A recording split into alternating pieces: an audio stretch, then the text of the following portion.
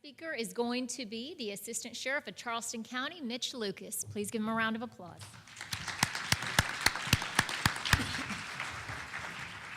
I think she wants you to clap for me now because you're not going to clap when I'm through. But didn't Lim do a good job up there as the person married to a criminal?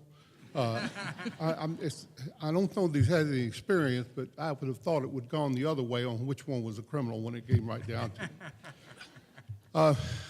Before I get into this, I wanted to cover a couple of things, and Christina reminded me that we probably need to explain why law enforcement and the detention center are interested in this program at all, and how we approached it.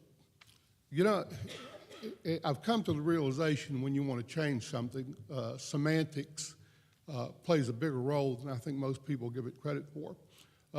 Here today, we use the word transform. Other places, other organizations might use reform, criminal justice reform. Well, that's what happens, hopefully, with prisoners after they've been to prison, is that they reform. So we've taken the same word that we would use to describe changing inmate behavior or criminal behavior to that of the criminal justice system. We like to think that when we started this country, it was perfect. Everything was where it was supposed to be. We had the Declaration of Independence in order to perform a more perfect union, and we had the Constitution. And you've heard the judge and several people, and you're going to hear more about constitutional rights. Well, actually, these aren't constitutional rights. These are Bill of Rights, amendments to the Constitution. What do you think would have happened? I think the Bill of Rights, 2 years after the Constitution was ratified. What do you think would have happened if the people that wanted the Bill of Rights to be written had come in and said, we need to reform this? It would mean take it apart, fix it, and put it back together. Well, I think that brings an automatic resistance in the law enforcement community, the prosecutors community, judges. I think a lot of them take great offense at telling them that they need to reform what they do and how they do it. When we first learned of the MacArthur grant, the Public Safety and Justice Challenge, it was a big deal. Out of 90 some odd applicants, they chose 20. We were one of them, and then 10 received more money to carry on the plan. The first part, $135,000, $150,000, was to develop a plan, and that's where our 6 strategies come to. And we got through the first part, then we're selected as one of the 10 that were going to receive the funding. Now, Christy Danforth and I were probably and my 2 vice chairs, one from mental health, Debbie Blaylock, which you'll meet, and Dr. Chanda Brown from Deotis. We didn't bring law enforcement officers in and say, listen, we want to reform our criminal justice system. We went at it a little bit different way. I don't think I ever used the word reform or fix. For the most part, I said, let's improve what we're doing, not change the system entirely. We can talk about the things that the criminal justice system doesn't do well.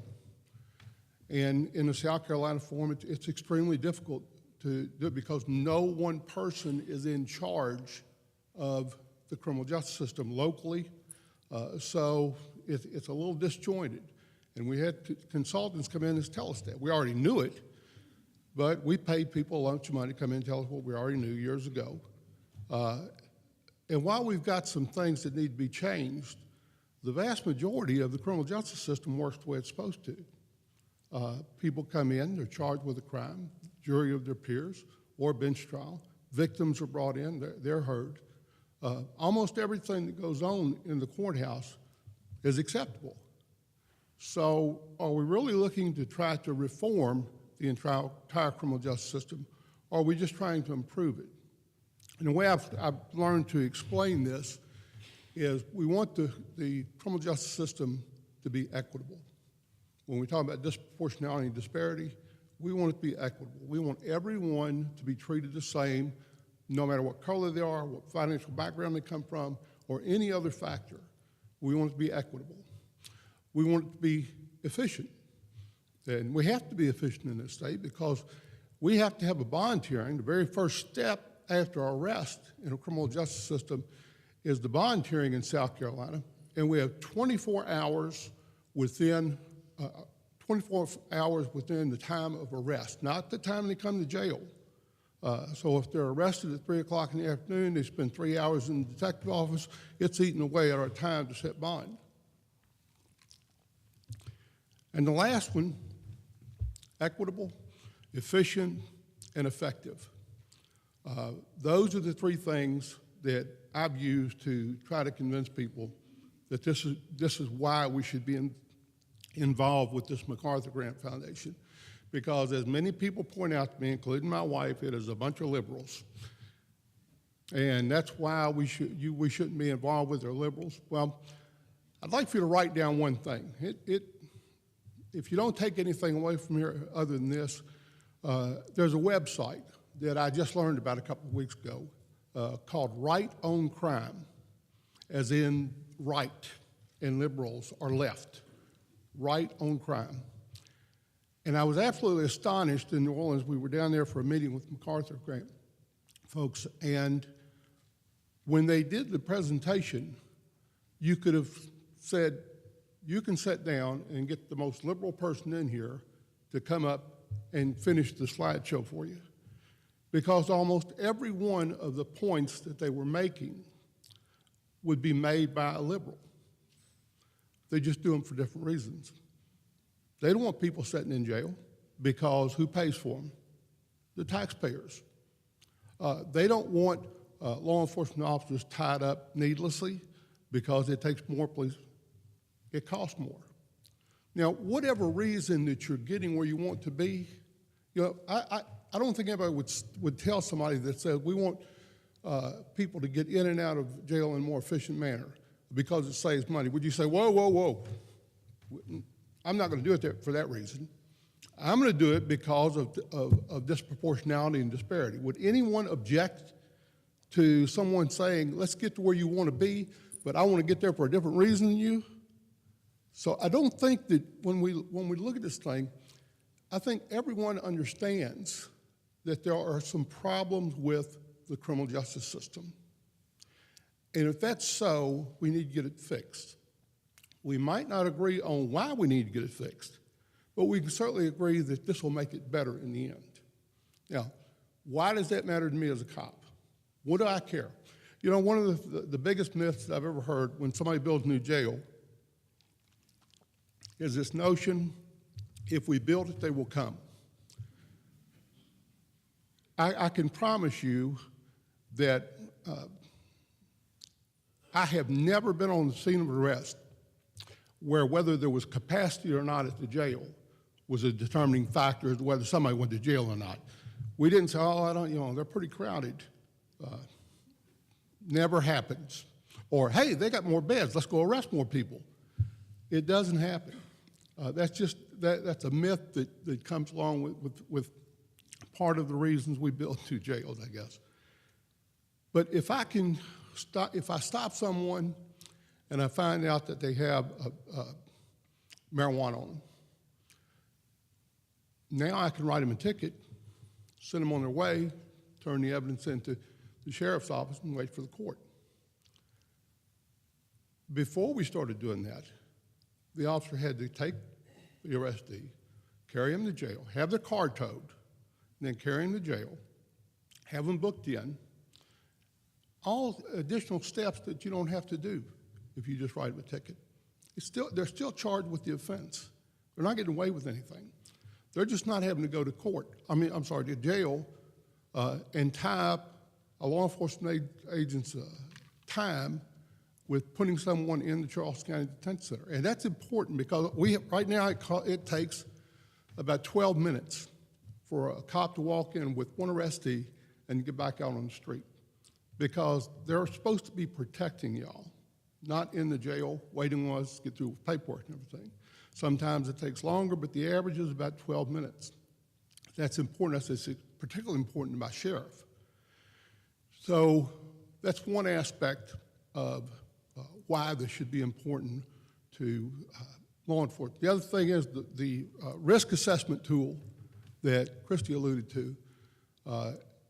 We do this with juveniles now, and it's worked out pretty well. I don't think it's affected the number of juveniles that necessarily go to the juvenile detention center, but it explains why. And we're working hard in North Charleston, Charleston PD, and Mount Pleasant are sort of beta testing this work as we move forward with it. So a law enforcement officer, if he decides to make an arrest, he's got a checklist that he goes down. Is this the only option that he has? And if he chooses that it is, he has a way to explain how he arrived at that decision. Because I'll be honest with you, my whole career, and there's a few cops in here, I will tell you the number one reason that people go to jail, not now as much as it used to be, POP, pissing off the police. You'd see one guy walk away from something, next guy that gets mouthy, he's going to jail. So we get to take that out of the equation. There's not a POP block to check on the assessment form, thank God.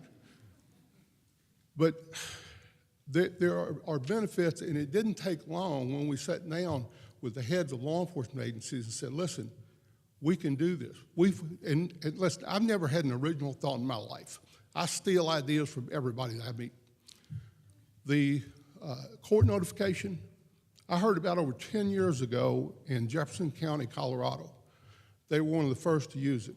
It cut the number of bench warrants issued in that county by 80%. Now it can be automated. If you're going to the dentist, you get a reminder, or the doctor. I don't know much about it, but the hair salon, I think that they're doing the same thing if you've got an appointment. So why would you not want a reminder for something that may cause you to lose your liberty? And when you go to jail, think about this when you're driving home today.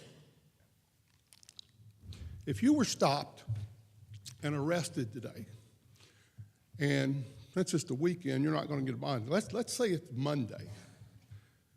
You get stopped and you get arrested. You go to jail, your car gets towed, or your family member comes and gets it. Now, you're going to jail and you're going to sit in jail, and you're going to be fed. You've got a place to go to the bathroom. It's not pleasant, but it's not terribly traumatic except for the fact you can't leave. And you're in there with some people you might not want to be associated with. But the rest of your life is spinning out of control now. You've got a job that you can't go to in the morning. You have kids that need to be picked up from daycare. You have a wife that is expecting you to come home, or a husband, in Lim's case. All of these things, and I liken it to the eye of a hurricane, and we all in here know what the eye of a hurricane is. It's complete calm. The wind's not even blowing. But go a few miles out and everything is spinning out of control. And that's what really happens with an arrest.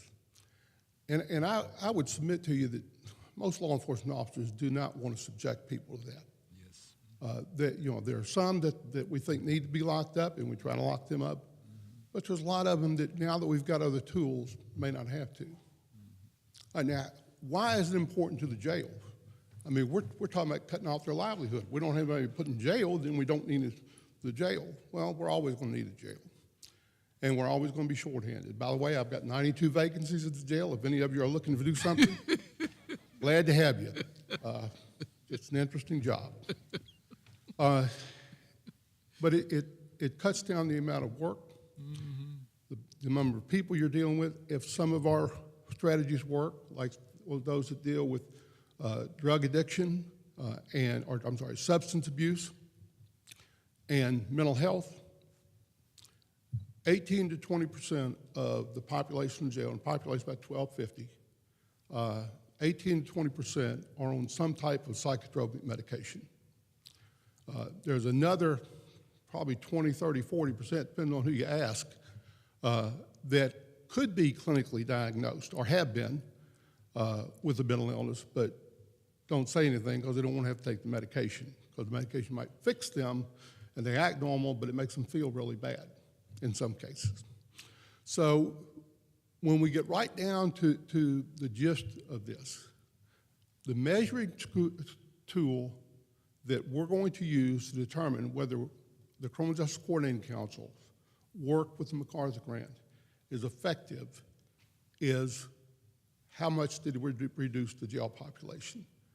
And if you look closely at the strategies, none of them are at the jail. The jail is just a pot that everything is poured into. So as effective as we've been thus far, and I think we have been, we've got a lot more ground to cover, and we're expecting much bigger things as we move forward, as we get the lawyers involved as far as earlier in the process by having public defenders. And I'm going to let Ashley talk about that because I know he's particularly proud of it, and we're proud of it too. But hopefully, y'all will have some questions when we come back on the second half. We'll be around, but please ask some questions so we can maybe engage y'all a little bit more. Thank you.